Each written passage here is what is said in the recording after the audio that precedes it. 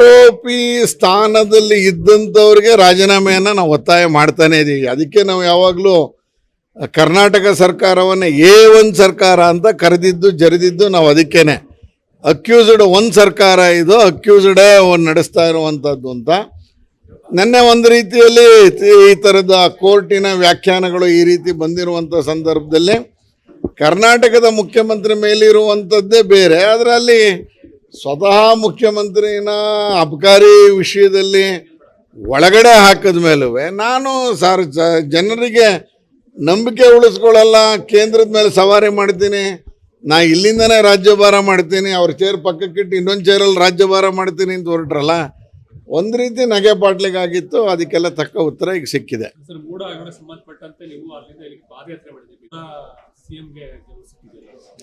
ಇದೊಂದು ರೀತಿ ಮೂರು ತನಿಖಾ ಸಂಸ್ಥೆ ಮಾಡ್ತಾ ಇರುವ ಕಾರಣಕ್ಕೆ ಯಾವುದೇ ತನಿಖಾ ಸಂಸ್ಥೆ ಇನ್ನೂ ಪೂರ್ಣ ವರದಿಯನ್ನು ಸಲ್ಲಿಕೆ ಮಾಡದೇ ಇರುವ ಕಾರಣಕ್ಕೆ ನಿನ್ನೆ ನಾವು ಲೋಕಾಯುಕ್ತ ಹಿಂಗೆ ತಪ್ಪು ಮಾಡಿದ್ದಾರೆ ಅಂತ ಬೆರಳು ಮಾಡುವಂಥದ್ದನ್ನು ಯಾವುದೂ ಆಗಿರಲಿಲ್ಲ.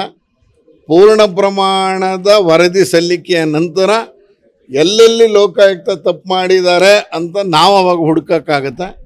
ನಿನ್ನೆ ಏನು ಕೊಟ್ಟಿದ್ದಾರೆ ಅಂದರೆ ಲೋಕಾಯುಕ್ತಕ್ಕೆ ಇನ್ನೂ ಪೂರ್ಣ ವರದಿನೇ ಸಬ್ಮಿಟ್ ಮಾಡಿಲ್ಲ. ಹೇಗೆ ನಾವು ಸರಿ ಮಾಡಿಲ್ಲ, ಇವರು CBI ಕೊಡಿ ಅಂತ ಒತ್ತಾಯ ಮಾಡೋಕ್ಕಾಗ್ತಾಯಿತ್ತು. ಎಲ್ಲೋ ಒಂದು ಕಡೆ ಅರ್ಜಿದಾರರು ಸ್ವಲ್ಪ ಆತುರದ ನಿರ್ಧಾರ ತೋರಿದ್ರೇನೋ ಅಂತ ಮೇಲ್ನೋಟಕ್ಕೆ ಅನ್ನಿಸ್ತಾ ಇದೆ. ಸಬ್ಮಿಟ್ ಆದ ನಂತರ ಜನಪ್ರತಿನಿಧಿಗಳಿಗೆ ಕೋರ್ಟ್ಗೆ ಕೊಟ್ಟ ನಂತರ ಮತ್ತು ಇವ್ರ ಪೀಠಕ್ಕೆ ಬಂದ ನಂತರ ನಾವೇನಿದ್ರು ಎಲ್ಲಿ ತಪ್ಪು ಮಾಡಿದ್ದಾರೆ ಅನ್ನೋದು ಹುಡುಕ್ಬೇಕಾಗತ್ತೆ. ಈಗಾಗಲೇ ಅವ್ರು 188 ಪುಟಗಳ ಆದೇಶದಲ್ಲಿ ನಾಗಪ್ರಸನ್ನ ಸರ್ರು ಅದನ್ನ ಬಗ್ಗೆ ವಿಶದವಾಗಿ ವಿಶ್ಲೇಷಣೆಯೊಂದಿಗೆ ಕೊಟ್ಟಿದ್ದಾರೆ. ಈ ಆ್ಯಂಗಲಲ್ಲಿ ನೀವು ತನಿಖೆ ಮಾಡಬೇಕು ಅಂತ ಕೊಟ್ಟಿರುವ ಕಾರಣಕ್ಕೆ ಅದರಲ್ಲಿ ಏನಾದ್ರು ಲೋಪ ಇದ್ದರೆ ಮತ್ತೆ ನಾವು ಕೋರ್ಟಿನ ಕದ ತಟ್ಟಲೇಬೇಕು, ತಟ್ತೀವಿ. ನಿನ್ನೆ ಆಗಿರುವಂಥದ್ದು ನಿನ್ನೆ ನಮಗೆ ಹಿಂಗೆ ತಪ್ಪು ಮಾಡಿದ್ದಾರೆ ಅಂತ ಹೇಳೋಕ್ಕಾಗಿರಲಿಲ್ಲ. ಆ ಹಿನ್ನೆಲೆಯಲ್ಲಿ ನಿನ್ನೆ ತಾತ್ಕಾಲಿಕವಾದಂಥ ರಿಲೀಫ್ ಇದೆ. ತಪ್ಪು ಮಾಡ್ದೇ ಇದ್ರು 14 ಸೈಟ್ ಯಾಕೆ ವಾಪಸ್ ಕೊಡ್ತಾಯಿದ್ರು? ಕೊಟ್ಟೆ ಎಲ್ಲವೂ ಆಗಿದೆಯಲ್ಲ ಈಗ.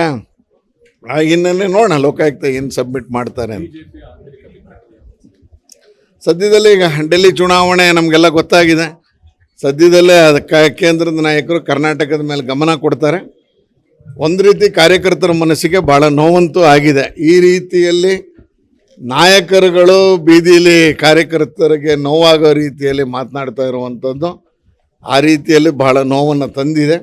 ನನಗನ್ಸುತ್ತೆ ಸದ್ಯದಲ್ಲೇ ಇವತ್ತೆಲ್ಲ ಆದ ನಂತರ ಕೇಂದ್ರದ ನಾಯಕರು ಯಾವುದಾದ್ರು ಒಂದು ತೀರ್ಮಾನವನ್ನು ಮಾಡಿ ಬುದ್ಧಿ ಹೇಳಿ ಇಬ್ಬರನ್ನು ಕೂರಿಸ್ಕೊಂಡು ಮಾತಾಡ್ತಾರೆ ಅಂತ ಅನಿಸುತ್ತೆ. ಒಳ್ಳೆ ದಿನಕ್ಕೆ ಕಾಯ್ತಾ ಇದ್ದೀವಿ. ಆ ರೀತಿ ಇವತ್ತು ಸಂಜೆ ಮೇಲೆ ಗೊತ್ತಾಗುತ್ತೆ. ಅದು ಕೇಂದ್ರದವರು ಏನು ತೀರ್ಮಾನ ಮಾಡ್ತಾರೆ ಅನ್ಸಲ್ಲ, ನೋಡೋಣ. Thank you.